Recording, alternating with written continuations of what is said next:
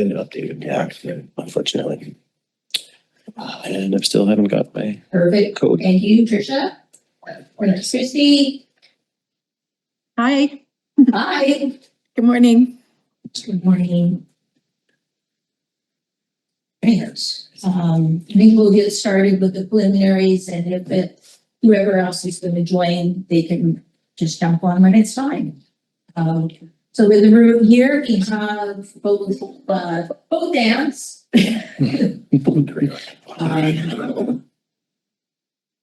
We'll call this North Kootenay Services Committee meeting for August 17th to order.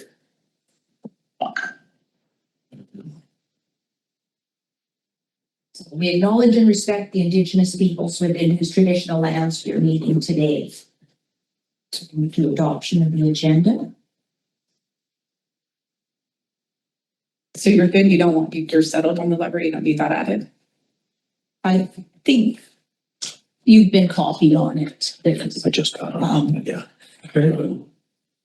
I think it's so, it should be okay. Then on the masses. Move to adopt as presented. Any discussion? All those in favor? Motion is carried. And the receipt of the minutes from the April 13th meeting. If there's no errors or omissions, the recommendation is they be adopted as circulated.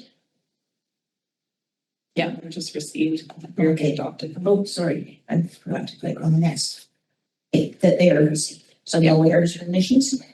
Down. All right, so we'll move into staff reports. Lease agreement with Castle Fire, Castle Search and Rescue. Who's gonna take the lead on that one? Yeah. Yeah, just pulling up the agenda or the item that I made some edits with in regards to your questions and comments. So let's speak to those. Sorry, I'm just bringing it up right now. We had changed it to we could renew it in 5 years, and at any point, either party can bring up if they had a request to amend anything. But otherwise, we wouldn't do a review. Does that make sense? Through the chair, so I think part of it is my questions went in on this to Stuart because that's board chair. I sent him a whole list of questions. And Mayor Hewitt, nor your alternate were present at the board meeting, which is why I referred it. But Mayor Hewitt is not familiar with my question. Okay. So the first question was regarding the lease only being 1 year. And so I think what you've just indicated is you changed that to 5 years. Correct. Yes. Yeah. That should streamline things. And then I had other questions. Do you want me just to ask them and then? Yeah, go ahead. So the other one was the map doesn't include the kitchen and training center upstairs, but those are shared areas. So I was wondering if that was going to be amended. Yes. So through the chair, I included the second floor as well in the updated version. So there's 2 floors. Okay. And then my fourth question. And maybe you changed this. I'm sorry, I missed this part, but when I read the original lease, the language in it regarding an emergency, kind of like that first right of who's using what in the facilities. Obviously, the fire department would be primary, but if we're in an emergency, we're assuming everybody is involved in that. So the language was just like, we would never want to see an emergency actually say KSAR can't respond at the level they need to because fire, like generally your shared use needs to address that. You could both be on emergency at the same time and both be urgent. Correct. Yeah. Through the chair, because it is a fire department, if there was to be, I don't know, if there was some SAR training or something that was occurring in the parking lot, Right. We would have to respond to a medical emergency or something like that. That would take precedence over any other activities. That's what the language is trying to identify. If there was a motor vehicle incident, then both parties would be responding to that in emergency anyways. If it was a fire call, again, it would have to be like a structure fire or something, like that would supersede any other activities happening. So that's what the language was trying to achieve. Yeah, so I'm not sure about changing the language on that. It's not about one is more important than the other. It's just that the primary function of that hall is as a fire hall. When you think about about like a search request or something like that, it isn't as immediate of an emergency as something like a structure fire or a medical call or something that the fire department's responding to. So the time sensitive SAR calls are going to be more related to the MVI, motor vehicle incident, in which case both parties would be responding equally anyways. So that's the background on that language. Does that make sense? I think that, I know that the two teams are going to do what they need to do when they need to do it. So I'm not super concerned about the language at this time. I think it could have just been worded in a way that the most urgent issue would be the paramount operation coming out of that. Because I think it's a fire and emergency building. And I just don't want to discount either team, even though it's an RDCK fire team. The language came across as more important, which I know that's not what you're saying. But just addressing the emergency dictates who's out first kind of thing. Yeah. Through the chair, I agree. I think like when Dan and I were talking about it, we recognize like the importance of SAR. It's like a critical function that they play in the community, and it really is about the timeliness piece. The other part is that we are the leaseholder on the building, so we do want to be able to say that this is still our building, and we're looking at the timeliness and the emergency in question. So that's really where the language came from. Well, one of the things to bring up, if I may, it's a little bit outside of this, but we hadn't heard back from KSAR on the agreement, so we're still waiting for their comments on it. So it might be a little bit of an early conversation, but we wanted to come here and have it anyways. But we'll see whether or not there are any, obviously the intent isn't to create a hierarchy of emergency responses. It's really speaking to the timeliness piece that Dan was bringing up. So I had one more question. I have two more. I'll just say the property coverage one, in terms of the insurance, I now understand it, that I can take that off my list. Okay. The other question or concern was that listing the Castle Search and Rescue members in the lease agreement, I would say is risky. It's also not accurate. Through the chair, I did speak with the contract administrator for that. That's a requirement for our insurance, is to have anybody listed that has, other than the RDCK personnel that has access to it. I did reach out to KSAR for a current list of members, and that's the list I was provided with. And then the idea was that it would be updated and when there's any changes. My final comment on that will be that I think that needs to be included in the agreement is how updated that list is, because it does have quite a revolving door, which isn't anyone's fault. But I definitely looking at that list, and if their contact information was provided, we should need that in a lease agreement. Again, through the chair, I can only speak to what was referred to from a requirement from an insurance perspective, but yeah. Okay. Filling it out according to requirements with that. Those were all my questions. All right, regarding that, can it just be referenced to a separate schedule that doesn't make it actually part of the body of that agreement, right? As per schedule, which would be updated from time to time, rather than being integral to that, because it will change. Then you have to change it every time there's a change of personnel. Through the chair. So instead of changing the lease agreement, we could just change like an appendix or something like that. Yeah, I can inquire about that. That would make sense. I would hope that would be doable. Because then your agreement doesn't change like 5 times a year.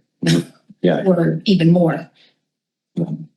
And regarding KSAR, I did reach out to Stefan because this was on the agenda, to see whether anyone was coming and if they had reviewed it. And they're reviewing it at their meeting this week, and they'll put some recommendations forward, is what he said.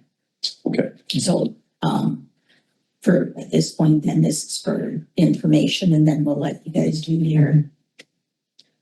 your work and come back to us by the sound of it, or to the board, whether it comes back to us before going to the board. Dr. Watson? I would think that generally when we have agreements that are going back and forth, we as an entity will agree to what's in it. And then unless there's a big change that drastically alters the agreement, it would not come back to us. You need the 2 signing approvals. So we're kind of the initial. Okay. So my understanding is if we move this motion and then goes forward to board and it passes on Thursday, then unless there's a big change, it doesn't come back to us. They sign it with the minor amendments. That's how I understand it. At this point. we don't know what what those amendments will be, so we can't really agree. And this is what I was through the chair, what I was bringing up a little bit earlier is that we thought we were going to have all our pieces in order Right. with feedback from KSR to be able to come to this meeting and say, and here's what we've come to. Right. We didn't quite get that timing right. So if it is referred, we can bring it back. There isn't an urgency to this. They're already occupying the building and it doesn't impact emergency services on either side. So it's really, from my opinion, it's really up to you whether or not you'd rather wait for the final agreement. We don't have a whole lot of wiggle room within the agreement because it is a lease agreement. We are working from a best practice contracted template that the regional district has. So we will see what KSR comes back with, but from our standpoint, operationally, it's really up to you if you rather wait for the final agreement. What are your thoughts? I'm good with it because of the things that we've addressed in terms of the length of the lease and what pieces are included and all that. It's pretty standard in that frame, so I don't think they could alter it too much. I think if there was major alterations, they would bring it back to us. And so to move this along and not wait for us to approve it, I would be happy moving the motion forward, knowing that they can't go outside that scope very much anyways. Basically, the recommendation was. Which I wanted to say. Want me to read it? No, I've got it Okay. here, yeah.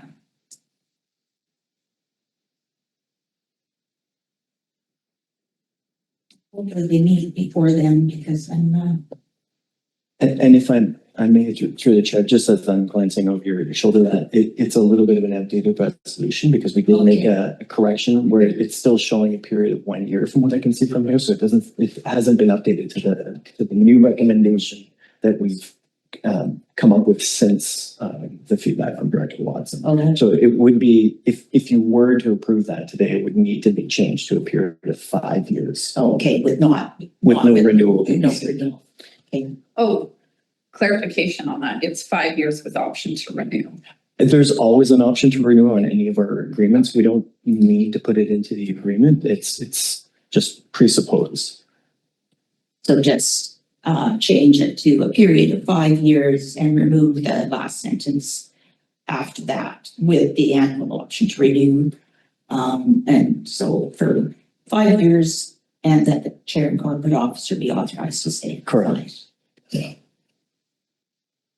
So that the board approved the RDCK, that the committee recommends,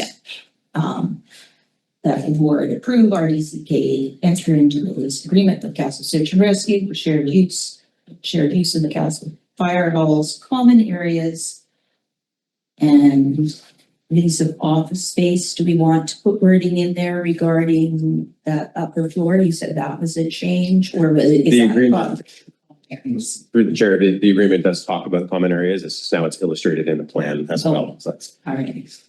It's common areas and lease of an office space for a period of 5 years, and that the chair and corporate officer be authorized to sign the necessary documents. So just, do we want it pending favorable review by KSAR, or just leave it like that? And if we're agreeing to something that they have fundamental changes they want to make, do we just then refer it again to a future meeting until we hear back? We can add an N further that says, and further, if there are substantive changes that come back from KSAR, that it be referred back to the committee for further consideration. Chair?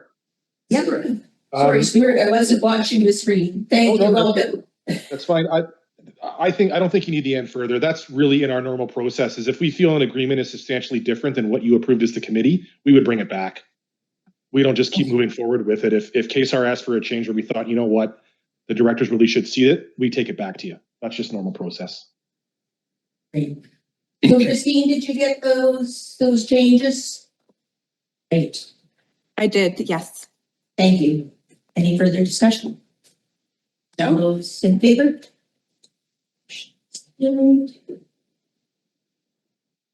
Can I ask a follow-up question? Because we have our firehouse here.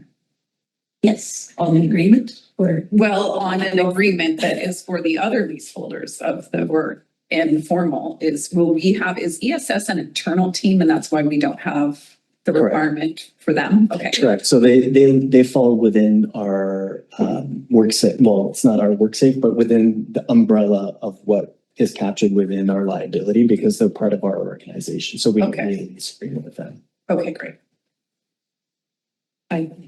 Yeah, this building has so many other considerations, so I just wanted to, but we can wait for budget conversations. I think there was quite a bit that I recall discussing in terms of space and use and limited space. So, but we can defer that to the next time we talk.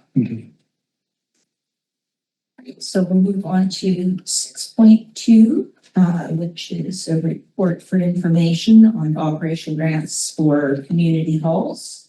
Risha. Good morning through the chair. So this report is coming to you because I understand prior to me coming on board as the general manager, there was an interest in understanding or putting out the process related to how grants are administered for the community halls.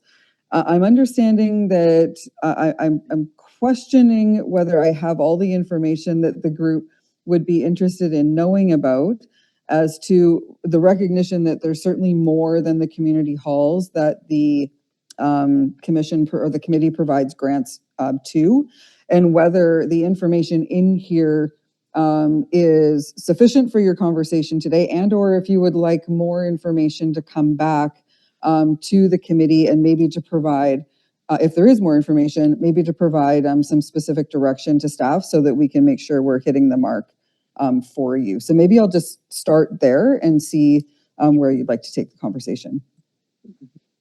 I did see email exchange between staff and Director Watson. I did not reply because there's only two of us on the committee and that would have constituted a meeting. So I've been reading it as it came in. So Director Watson, I'll let you kick it off. Thank you. And my apologies, my computer will not let it mute. So I'm also not online for that reason. Okay. So thank you so much, Tricia. We did ask for this and I forgot we asked for it because I think it was a year or two ago. Some of the pieces that need to be addressed is we don't actually have an active recreation commission at this time. I think part of the consideration we were seeking was what is best practice? Because previously the rec commission were the recipients on those grants. And so it was really let's just support everybody in what they want. It wasn't necessarily conducive to larger kind of rec overall conversations. And it was also really hard to find volunteers for the commission. So I think there was 3 years where we never even had a commission meeting, more than that.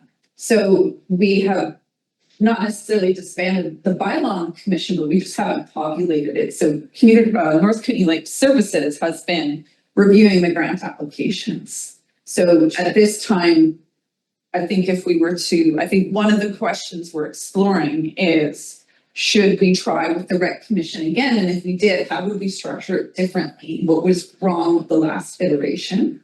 So that was part of the request, which at this time I think would be a discussion piece to start, not necessarily today, but for consideration. The other piece is the halls noted here. You don't have Castle Arena or Castle Curling Club. Correct. So just to add those in, and I do know parks are operational, so they're not necessarily ones we would be considering under the grant aspect, but we do have the recreation grants for Castle. So I would consider all of those as part of what are we reviewing and what are the parameters in which we're reviewing them. That being said, the approach I've taken with this service that I think is working is these halls greatly depend on these operational grants. And the process in the last few years to simplify that, I think has been good in terms of just kind of standardize what we're providing. And they can still apply for capital if they want to do something different, which we did with the curling club this year, but not overcomplicate it. And then the only last thing I'll make is last year we realized I was subsidizing some of the grants with community development. And tracking that process got some errors, so I won't do that anymore to ensure that we don't duplicate grants. So that was just one thing I'll remove from the equation, unless it's a capital request or like a project request that's outside their operations. And then the caveat being we're in election cycle, so how much do we determine before October? Yeah. Sorry, last note, October is the intake on these grants. So I have no interest in rushing, changing the process, because I don't want to delay that budget discussion regardless of who's sitting here. So that's all I have to put. Go ahead, Tricia. Thanks. So through the chair, maybe just a couple of points. One is there's parts of the process as I dug into it specific to halls, even though my understanding is, and you may not have caught it, but I did allude to the fact that there were other grants that we do provide to, obviously, the Caslow Curling Club, Caslow Recreation. There were a few others. I just was centering my conversation around the halls. But this committee actually does something that I believe other committees are looking at. And Director Watson, you, just because I know you attend these meetings as well with the Creston Valley Services Committee and the cemetery conversation. So they're actually moving to, or trying to move to a model that is actually somewhat similar to the process that is outlined for this particular committee, where the groups actually provide some information as part of budget conversations. The committee has a chance to invite them to a meeting if they wish, if the committee wishes, understanding kind of what their needs are or where their operations are at as part of your budget discussion, versus more the other side. What we're seeing in other committees is they don't have that same opportunity to build a relationship or understand those operations until kind of that financial services grant application process kicks in the spring to release those budgetary funds to all those other organizations that we're all well aware of within the regional district. So I would think that, and my understanding again is that this is a relatively new process that was started within this committee in 2025, where there was kind of a more formal process brought in to have people apply. And personally, as I was writing the report, I went, oh, I actually think this is very similar to what others are looking for, and it might be worth continuing that for a period of time, because I think it informs your budget conversations well, and I think it does have that opportunity to continue to build those relationships and understand what those groups are doing and what they're grappling with within your area effectively. So I also know it's a bit of a new process, so it might be worth letting it continue. So not to change it too much, if at all, as we go into this cycle, knowing, of course, that you have the complications of an election, but also need to get a budget approved. So I don't know if that information helps, but certainly you're right, Director Watson, there's like that operational funding that goes to parks, and then there is definitely all those grant bodies that, or organizations or groups that receive funding through this that, with the exception of the parks operation side, I believe follow the same process. That's my understanding. Do you want me to go ahead, or do you? No, you go ahead. I think that first, Trish, this has actually been our process for quite a few years. So just noting that. I think the one piece that would be the most pertinent to this year's budget, regardless of who's here, is we were not receiving the applicants as delegations. We were just receiving our applications and discussing, and I think that arranging that they apply for October with the intention that they come as delegations in November, when we would review a budget, would be a great kind of missing piece to what we've been doing. And I would include the Castle Arena and Curling Club in that, because they sometimes want capital. And it's a good way to, they standardize what they ask for, so they tend not to be different than the halls, but I still consider them the grant recipients. It's still a financial aid contribution, so I'd still put them in that category, and they should be part of the delegation. So that's kind of how I would see it's proceeding at this time. Oh, so just through the chair, just to make sure I got that right. So you're saying we'll put the grant notice out that people can apply for that particular grant in October. As part of that, we can then invite them to a November meeting. And then you would have that information in preparation for when you kind of get more into budget discussions, both, following that meeting, following that November delegation time, in however your meetings unfold. Does that sound correct? Yes. And this year, we might need to make sure that there's a placeholder for a December meeting, given the complexity of the election cycle. And then I'm just in follow-up to that, I'm just wondering, just for Christine and Mai's knowledge, thinking of the amount of time you typically allocate for these meetings, is there an interest, or do you feel a need to expand the amount of time, say, of your November meeting, assuming that all hall representatives and all, like, Caslow Curling Club and all of those people come? My guess is you might not have enough time in your existing meeting time allotment, and whether we should plan to extend that meeting time now, or do you want to wait and see maybe how many people can attend your November meeting?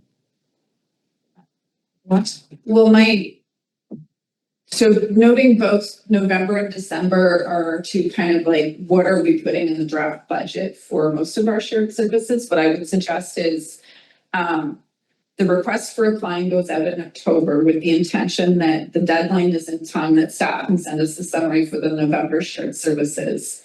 And perhaps we split the request between November and December. And then in November, we also tend to hear from fire. I think library is usually December. So we would just work with whoever the chair of the committee is at that time, would work to ensure that we're splitting it out, that I think we can go 9 to 12, 3 hours generally. That would be a long meeting for us. We're quite different than CBSC. I'll just say that. So it would be a coordination piece that Christine has her hand up, but I think that might be a good way to split it up. Christine? I just wanted to note, so we have 2 meetings, October 26th and November 30th. So we don't actually have a December meeting. So just to note that. We should ensure we have a December meeting. Yeah, we must have set November 30th for a reason. There must have been a conflict, or whether we were just trying to compact the schedule. Whether it was to give possible new directors the opportunity to come up to speed. Yeah. So maybe we should just leave it at the November 30th, but then maybe 2 weeks later have one. Well, we generally we end up with a December meeting, and sometimes we're last minute planning it to try and address that by January, especially with the new process requested for earlier budget discussions. They might be a bit back to back, but if we have 7 delegations that we're splitting between the two, we still have the same information. We're just making it 2 different meetings. I just think we should plan a December meeting regardless. It's easier to cancel than it is to plan one. Stuart. Yeah, go ahead, Stuart. Through the chair, you chose November 30th because the week after is board week, because our meeting in December is the second Thursday. Early. Yes.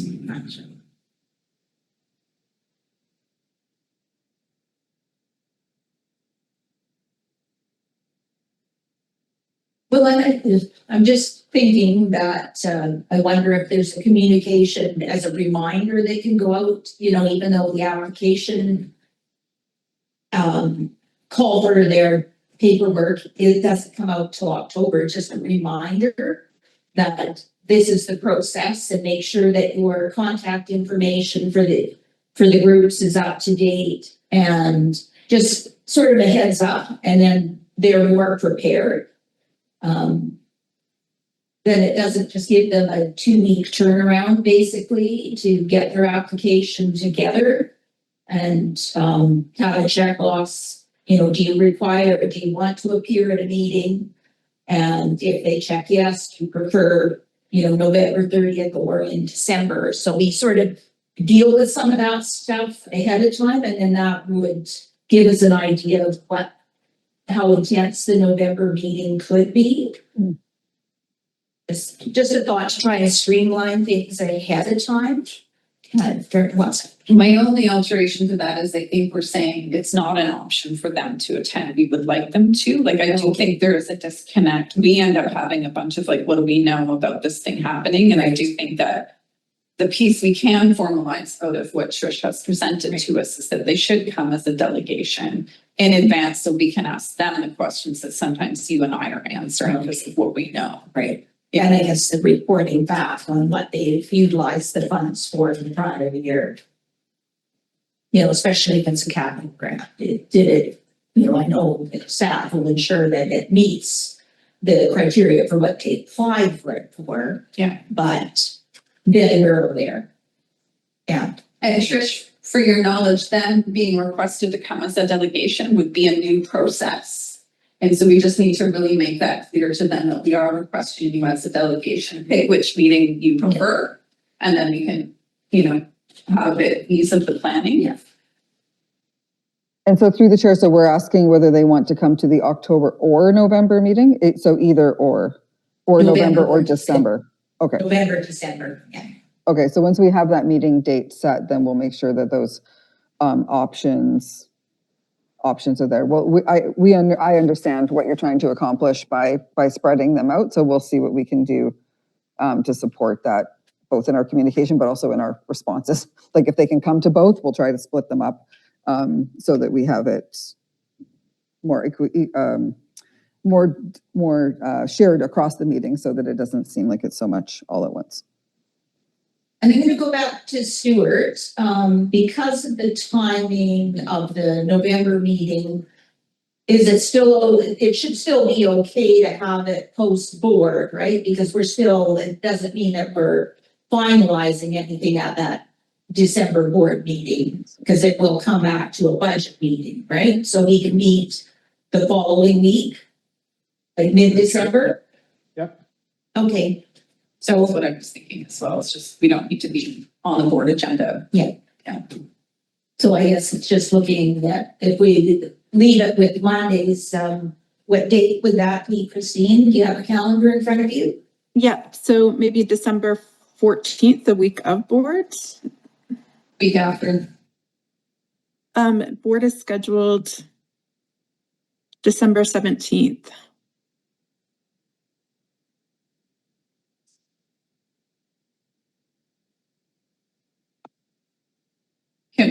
The board meeting's December 17th, but can we make this meeting date December 21st? Or is that too close to their space? Board should be the 10th.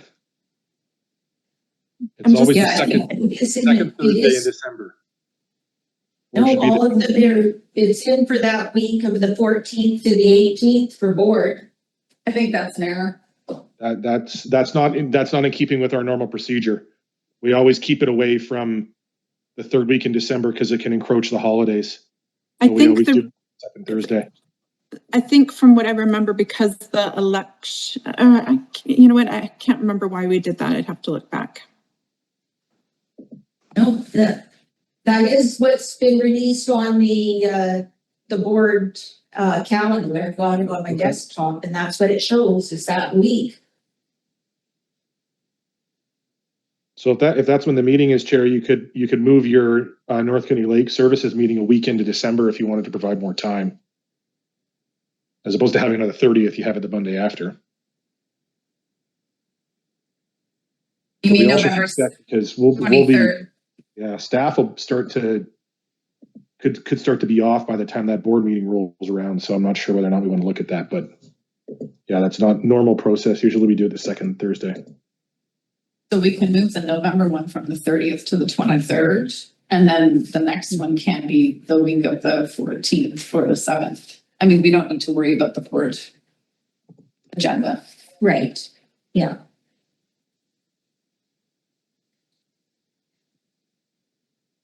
Some other reason. Through the chair, we may have changed it because of, the election and the possible new board and kind of training time. I think that might be why we did that, but I can't 100% recall. Should we just suggest that we move the November meeting to the 23rd and the December meeting to like 2 weeks later? then? Yeah. But I'm not concerned with us making the board agenda, Yeah. so that's. I'm just wanting to make sure that staff are. Like if it's the week of board, it's really challenging for everybody involved in board. Right. Do you want me to make that as a motion? Do you need that, Christine? Sorry. Do you want those date changes as a motion? Sure. I think that would be good. I move that we plan for North Kootenay Lake Shared Services to be on November 23rd and on December 7th, 2026. And the November 30th be canceled. And November 30th be canceled, sorry, thank you. Moved. Discussion? All those in favor? All right. You should see a CBSC meeting sometime, because welcome to the easier end of the lake, Trish. I didn't say that out loud. All right, so from your perspective, do you need anything else? Or we've given you some requests to make changes to include the other entities. Anything else you need from us today?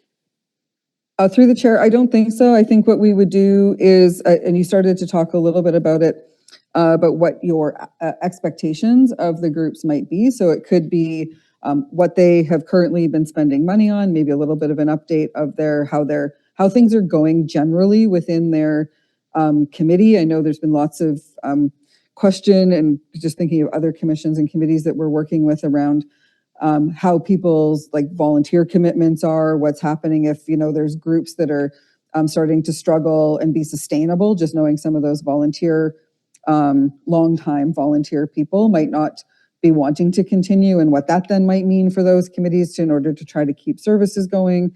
So a little bit about their planning and what they're looking to achieve. And I also know some of the things that have been important for the commission certainly to understand is if there is a request for an increase to that seems more substantial, maybe whether it's beyond CPI or for a particular project, for them to be able to come prepared to talk about that, so that you can be able to ask questions and understand where they're going, and also maybe see how that might impact future years, because some of those projects I know are not necessarily just in a 1-year commitment. They could continue. So it would be that type of bullet points that we would put in an email to those groups to help them understand what to do to come to present to you, and also make sure that we kind of ask them to stick within a reasonable period of time, so that you have, like what you do with delegations generally, but just so that then you have an opportunity to ask questions. So if there's anything outside of that that you think that would be valuable for them to know in advance, certainly let me know and we can ensure that's included.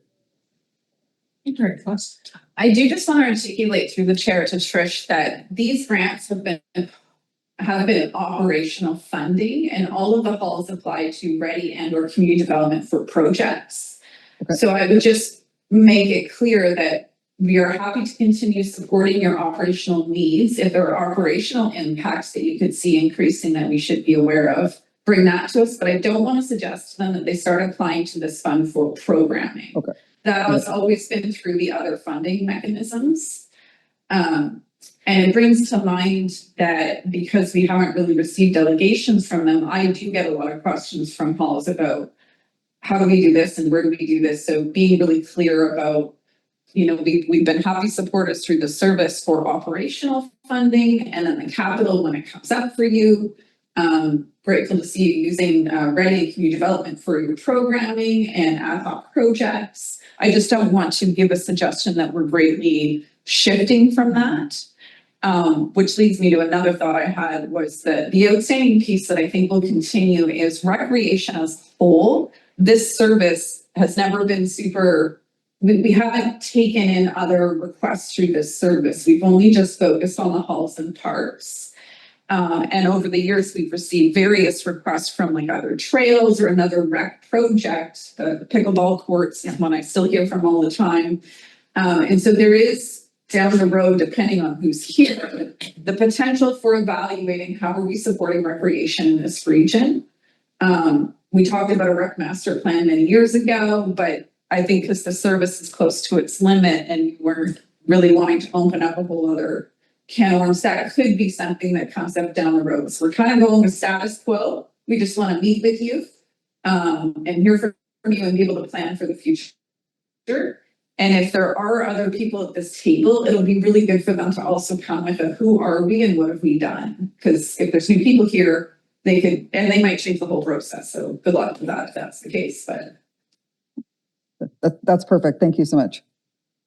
I'm just reviewing again the staff report. I liked the items that you've included in here for our consideration. I don't see anything in there that says we're going to go further, but it would be good for us to understand what their goals are and, maybe outlining, we can outline processes for getting letters of support if they're pursuing grant funding out from external agencies. And because, the regional district has a process and so does the village. So we can jointly or separately give letters of support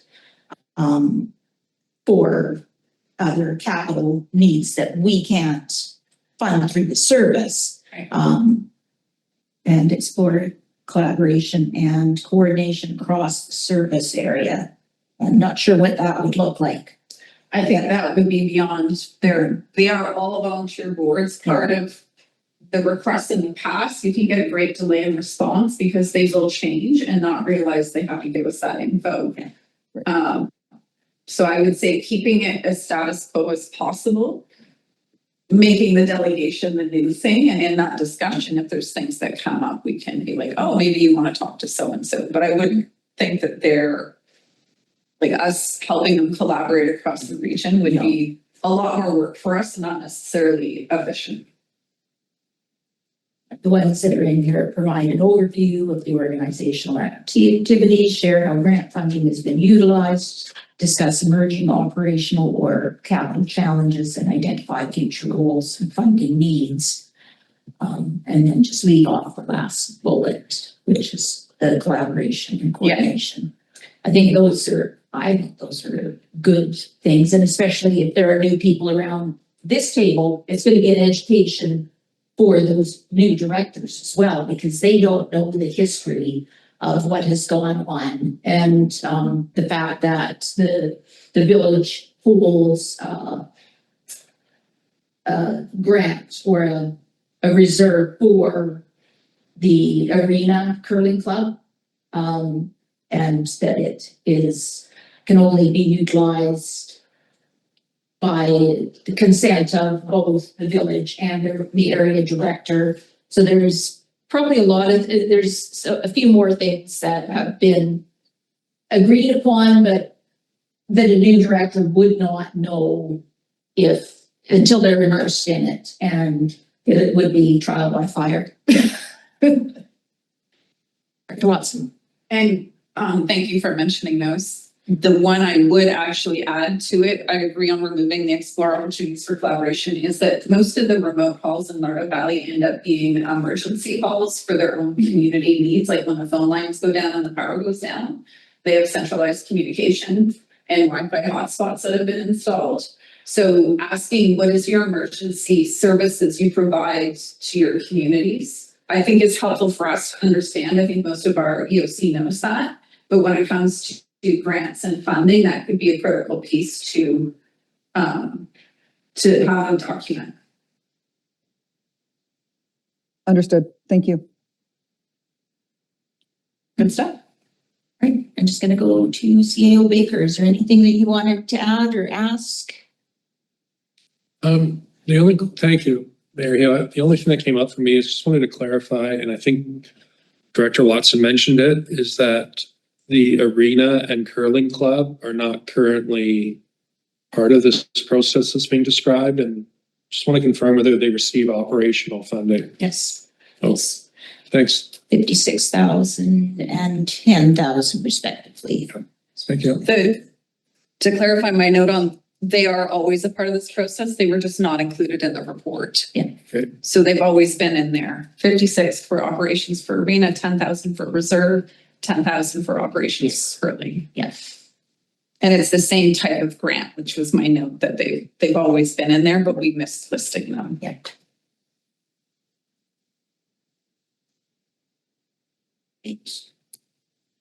So I think we need any motions out of that. And then we will move on to Glacier Creek. Is there, is it Mark who was the author of the report? Is there anyone who can speak to that report? Yeah, I can, through the chair, I can start with that and then I'll turn it over to Christy Calder, who's also online this morning. So the purpose of this report was, I guess, a couple of things. We recognize there's been some staff transition within, obviously, community services. So apologies if something is missing or there's information you want to point us to as we continue to kind of work through the Glacier Creek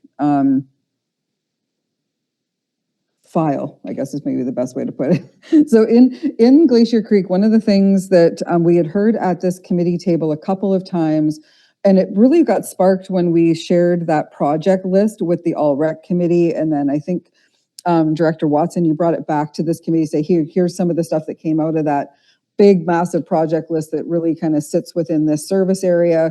And you highlighted a couple of pieces that we know have been brought up multiple times. So things like the secondary access to Glacier Creek and kind of some other improvements within that particular park. So part of the reason that we wanted to bring this forward was the recognition that to our knowledge, and so Mark's, we rely heavily on his historical knowledge about this, but if there's pieces missing, please point us in a direction and we can bring back more information.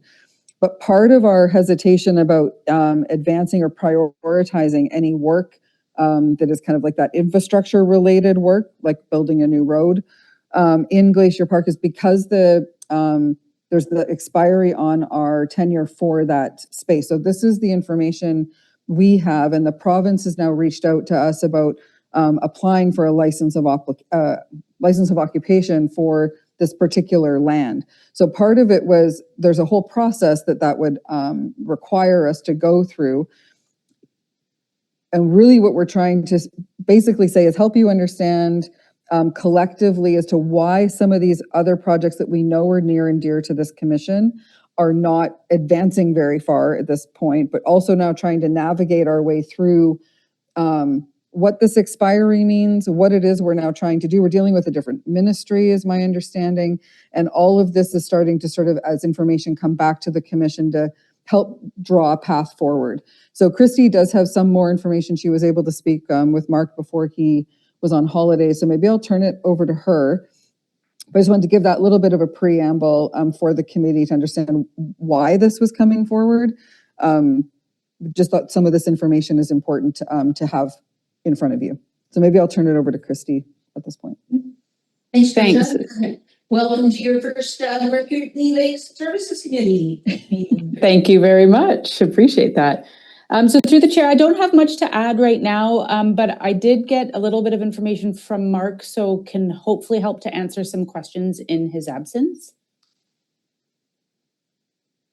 Awesome. Thank you so much. I'll just premise this on is that the way the province is approaching this is completely outside of the initial creation of this park. And so there's going to be pieces to this that are going to be hard to follow. First of all, Glacier Creek sits on Duncan Reservoir. That park was a recreational commitment under the treaty creation as a requirement of the water use plan. So it was initially given to the community, and the community ran it before the RDCK took over ownership of, in whatever frame that looked like. But this is an actual requirement under the treaty. So my first question is that, and this is where, getting into provincial ministries and who says what, is not necessarily going to be fun, but I have a lot of background and we could take it offline if we need to in terms of the details. But first off, it's a requirement to have this park. It was a commitment. So us having to go now to a license of occupation And then when I see the budget requirements on that in terms of management and planning, no way. There's no way we're putting that kind of money into this. It's been established since the creation of that dam as part of a community commitment. Further to that, the other commitments that are not being upheld only expand that we have to be able to talk to them about why they're requiring this when they're not upkeeping the other requirements.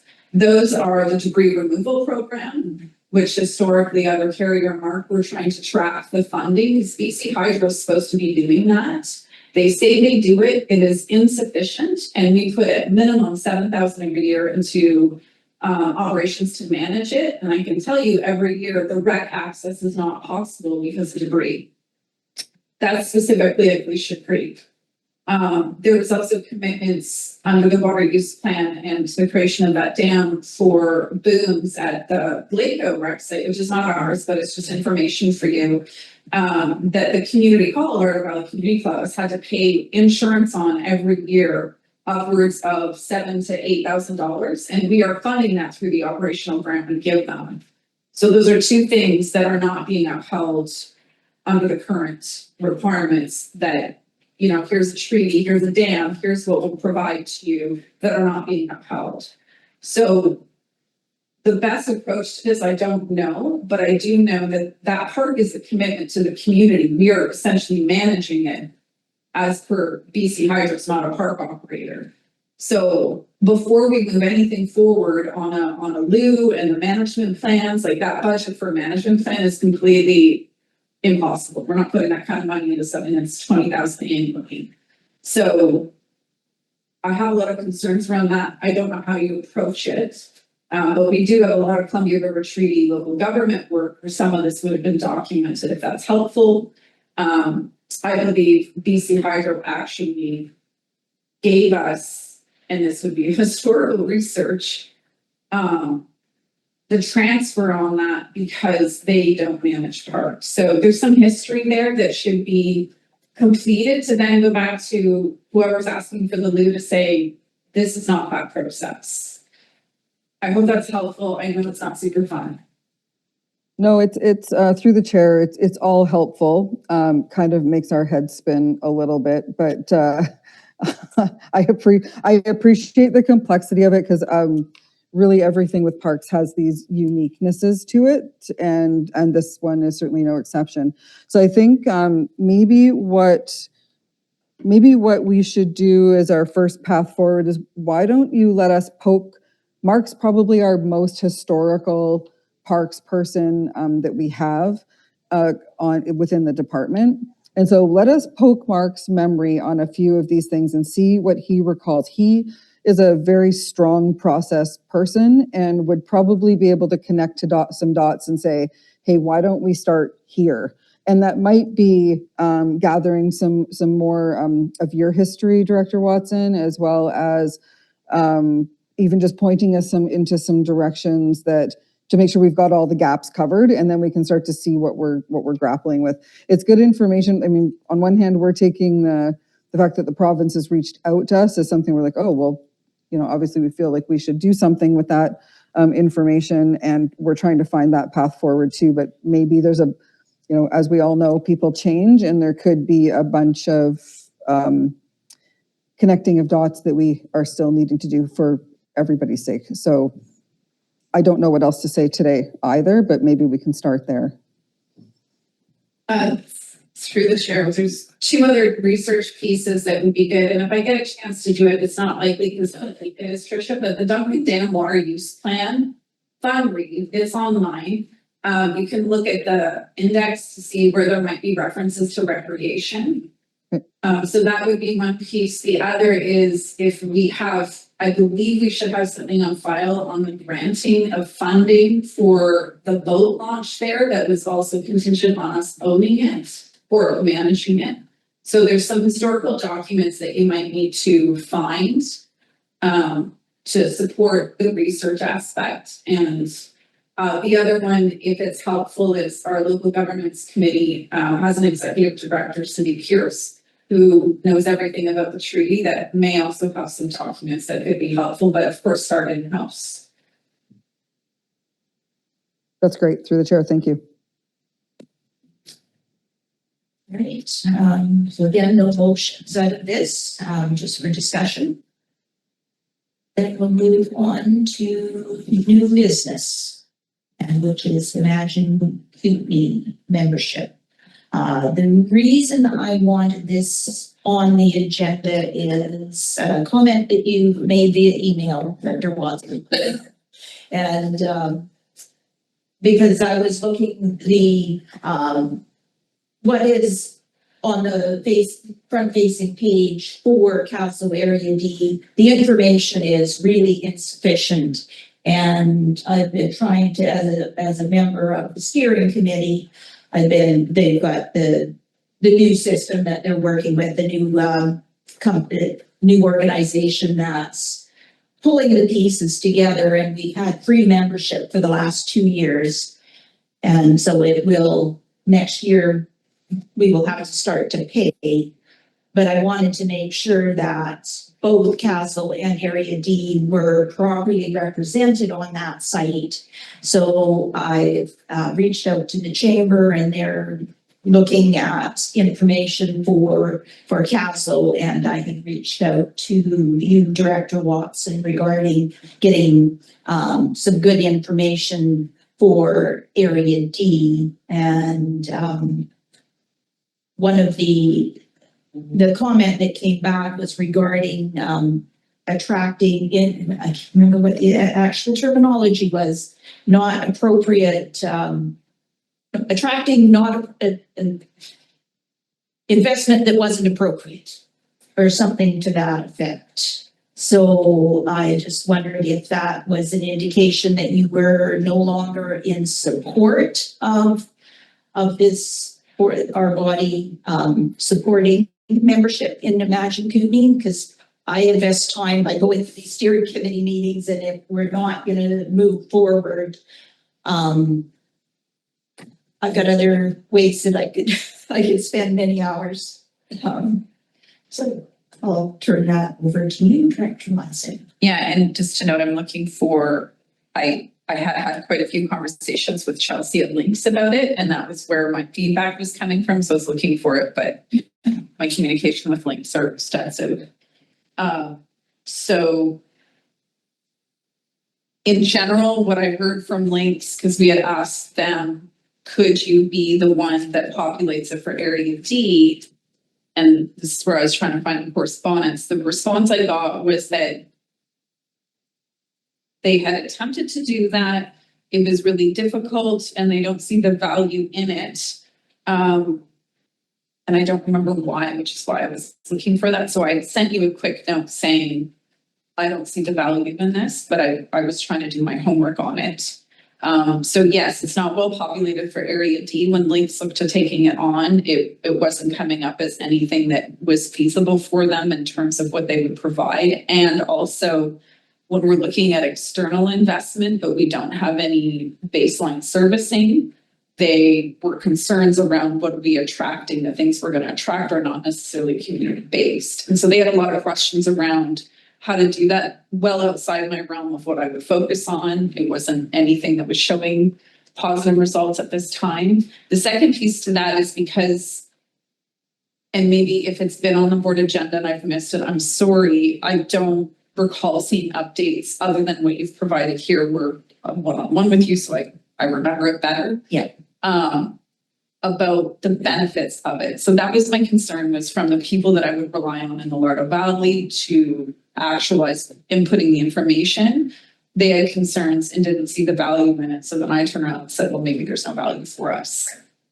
And I don't have updates on Investment Kootenay on where they are showing value. It doesn't mean they're not there. I just haven't seen those to really, honestly, it's been one of the things that I would not focus on whatsoever, because it's just not showing up as something that's been helpful. I don't know if that's helpful. Well, it is, and I would agree that it hasn't been helpful. We've had coordinators who we're familiar with that did a disservice to the organization, and that's why they've gotten a grant to regroup and try to imagine Kootenay. And I think they're getting there, and it would just be providing the information for the individual who's in charge of that to put that in there, and I would get back in touch with them. And once you provide, if there was any information that you wanted to provide on behalf of your communities, and basically give them their instruction as to what you're looking for, because we don't have a first point of contact. We had left that with them for the $800 value, right? Our cost was $2,000 or $1,200 if we wanted to do our own first point of contact. And if we didn't, we would pay $2,000, and they would look after that and coordinate with the local realtors, advertise opportunities with them, or they're aware of it. So the last few meetings they had referenced trying to appear at the board table as delegation, because they also serve Director Jackman's area, and he's been a member, Area 8's been a member for a long time. So I haven't heard, I actually haven't looked at the full agenda for this weekend. I don't think it was on there. So I know that were requesting. So, and that's where we would have, I think, that discussion, because there's more areas than just ours. I just wanted to make sure, if we really, we're not both in agreement with continuing to fund it, I'd rather let them know sooner rather than later, because then they can incorporate that into their budgets going forward. And we can also make any budget adjustments from our side of things. Director Watson. So I definitely, I do recall there is a delegation request when the board is a great place for it, because then we can have a broader conversation. Yeah. In the immediate, given how little we tax for in economic development, I would not prioritize this as the economic development focus we need to take right now. As you were speaking, what I recall hearing from Lynx is that the amount of things they're focused on economic development wise are quite big in terms of like housing, emergencies, baseline servicing, power issues, that this just doesn't fall on their radar. They're not looking for external investment. They're looking at kind of more community sustainability. And so at this time, it would just not even land on my radar. I would rather see who's currently in our region trying to build the economy and how we focus on that. So I think there's a broader economic development conversation, which we know that commission also kind of didn't continue, and we're just carrying that. Yeah. And knowing where and how to support people right now, supporting the chamber and supporting Lakes for the Lake has been like kind of the simpler way to be like, you guys already know what to focus on, please do that. And I'm happy to continue that. They'd have to make a really strong case for me to say, let's keep doing that, because regardless on the coordinator, we know what fell apart before. I'm just not seeing anything that's worth it. But perhaps wait for the delegation. At this time, I'm not really interested. And again, who's sitting at that table when it comes to budget. But yeah, right. So maybe Christine, if you just could put a note on that, we will have it as an agenda item on a future North Kootenay Lake Services meeting, post delegation by Imagine Kootenay at the board, and might then be October. I know we talked about it. yeah. So it could very well be at the next scheduled meeting, which would be October. I don't think we can fit one in September. Yeah, October 26th is the next one. So Revisit then. So far, not sold. That's my short answer. great. So that brings us to public time. Observer, if you have any questions, you can unmute and ask your question of the committee.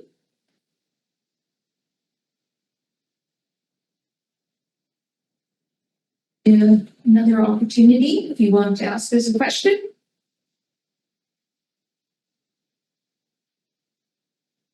So the next meeting of the North Kootenay Lake Services Committee is scheduled for October 26th, 2026 at 10 a.m. Take a motion to adjourn.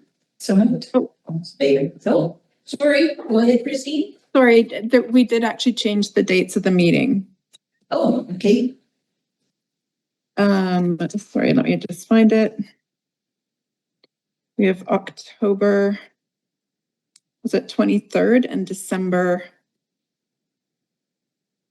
No, those were November, December meetings, not Oh, were they? October. Okay, Yeah. sorry, my error. Thank you.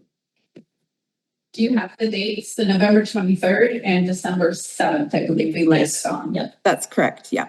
And October 26th.